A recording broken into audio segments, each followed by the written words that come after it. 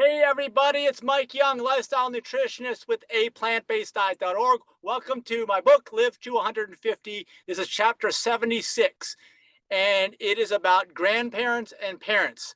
And I'm going to tell you, cut straight to the chase, grandparents are the new parents with only a few exceptions, unfortunately.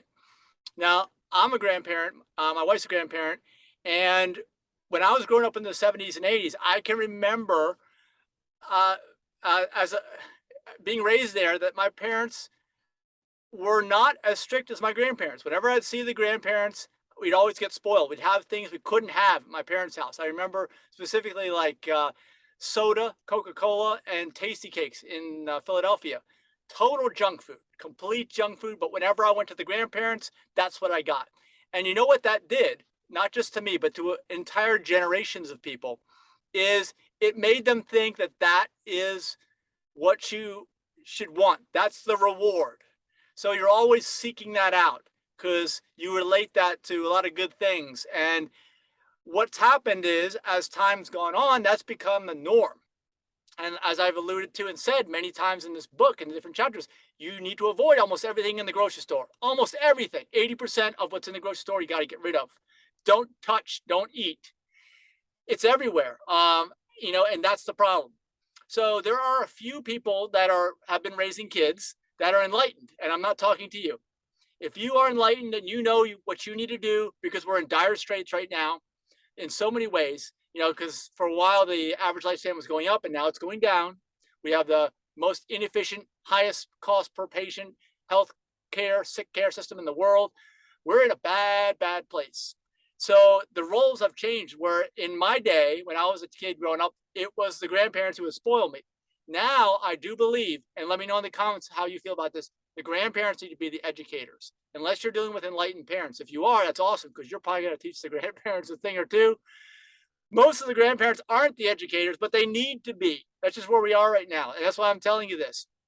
So don't think that the worst thing you could do as a grandparent, in my mind, is think that your role is to spoil these kids, and you're done raising your kids, and you just got to spoil the hell out of these grandchildren. That's just going to make it worse and worse. We're just going to keep down this downward spiral of illness, of people not reaching a balanced state of health ever, and a decreasing lifespan. Whereas, this book is all about increasing it because we have all the knowledge now.